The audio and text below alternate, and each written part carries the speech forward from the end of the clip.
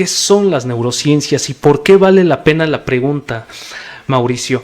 Porque el día de ayer escuchaba a un psicólogo muy importante, uno de los psicólogos más importantes de México, el doctor Emilio Ribes, que sostenía con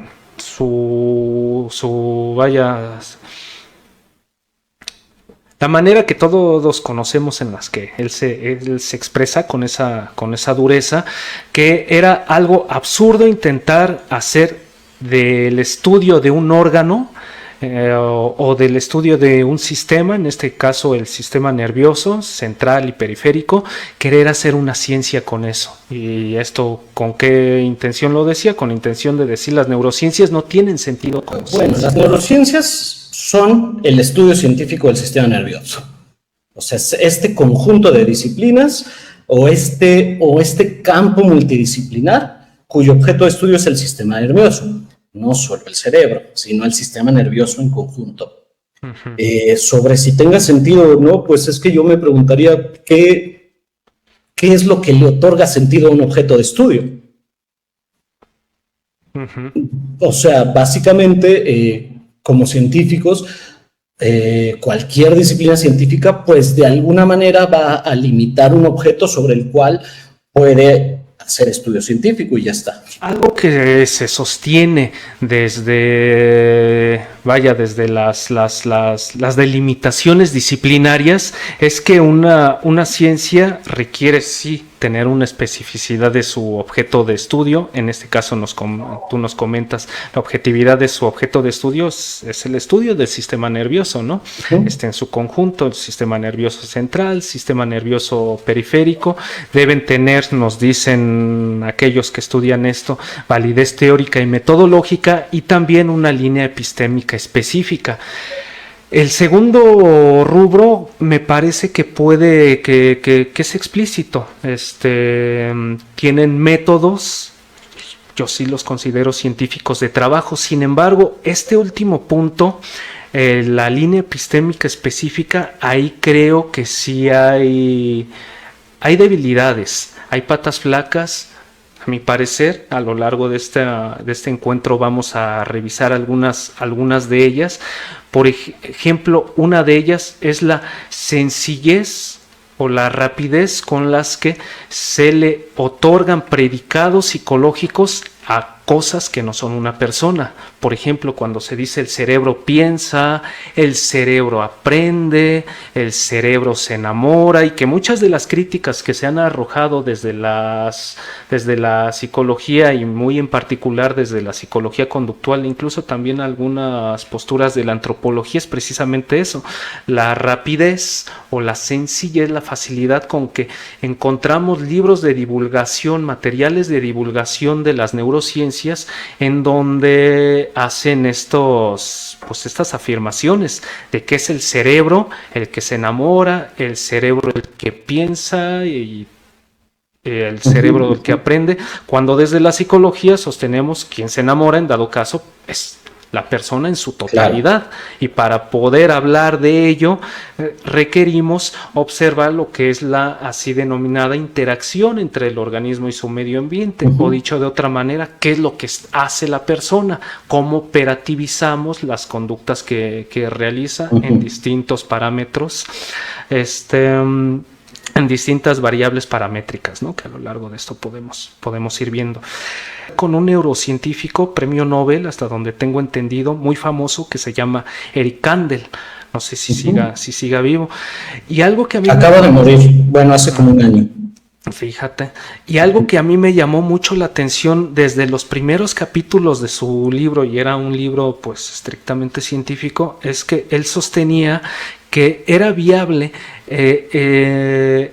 entender fenómenos de dimensión social con base en fenómenos de dimensión biológica, o dicho de otra manera, que podía investigarse fenómenos sociales con base en fenómenos con base en el estudio del sistema nervioso, porque pues al fin de cuentas era lo que hacía este Kandel. Y cuando uno revisa principalmente libros de divulgación en torno a las neurociencias se encuentra con afirmaciones de ese tipo. ¿Tú qué opinarías de manera así general en torno a aquellas figuras de las neurociencias, sea Kandel o algún otro, que hagan estas afirmaciones, si te parecen arriesgadas, incorrectas, o si se trata de un modelo que sí puede obtener viabilidad en un futuro, pero que hasta el momento no se cuenta con las técnicas, con las herramientas necesarias para hacer este tipo de entendimientos? Las neurociencias, su objeto de estudio es el sistema nervioso. Y ya está. ¿Cómo funciona el sistema nervioso? Eso es lo que se quiere explicar. Ahora, por el papel que juega el sistema nervioso en el control de tantas respuestas fisiológicas del organismo, es que también a gran parte o a un subconjunto, vamos a decirle así, de neurocientíficos, les interesa cómo esto se relaciona con la conducta. Y entonces en este subconjunto de neurocientíficos tendríamos que están llevando a cabo un estudio que se halla en la intersección de la psicología y las neurociencias. Pero esto no es todas las neurociencias. Hay neurocientíficos que solamente estudian el funcionamiento a nivel celular. Hay otros que solamente estudian, o sea, hay neurocientíficos que han dedicado su vida solamente a estudiar una sola proteína. Y cómo esa proteína permite el paso de iones al interior de las neuronas o cómo responde ante otros químicos. Existen otros que están encargados de lo que se llama la neurociencia sistémica, de cómo se ensamblan las neuronas para formar redes. Entonces, yo creo que una primera cosa que hay que entender es que no toda la neurociencia le interesa la participación del sistema nervioso en la conducta. Ahora, de estos que sí nos interesa, como es mi caso, la relación que hay entre sistema nervioso y conducta, sí, en efecto, han llegado a cometerse muchos errores a niveles, pues yo diría, no solo epistemológicos o no solo epistémicos, sino también ontológicos, ¿no? Sobre la naturaleza en sí del fenómeno conductual. Y entonces nos encontramos con muchos autores, como bien mencionas, como Eric Kandel, como Antonio Damasco.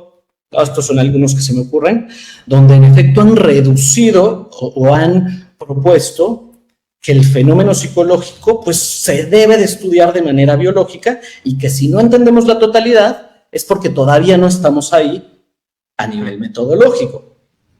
Y en este sentido sí creo que es un error de los neurocientíficos que están en este subgrupo y que falta... pues no sé si sea por ignorancia, por no entendimiento o simplemente porque no han tenido un acercamiento con el estudio científico de la conducta. Entonces, en este caso, yo creo que el análisis de la conducta tiene mucho que hacer dentro de las neurociencias, porque puede ayudar a otros que estamos en el campo de las neurociencias a formular mejores preguntas y mejores métodos para estudiar lo que nos interesa de neurociencias y su participación en el fenómeno conductual. Que como bien decías, si entendemos a la conducta como la interacción de dos elementos, por un lado el organismo y por otro lado el ambiente, pues obviamente la explicación completa no puede estar solo en una de esas partes. Pero eso no le quita que participe. Y en las neurociencias de la conducta es precisamente eso lo que nos interesa. No equiparar el fenómeno conductual a un proceso fisiológico, sino cómo el proceso fisiológico impacta sobre el fenómeno conductual. Yo creo, desde mi punto de vista, esa sería la forma correcta de conceptualizarlo.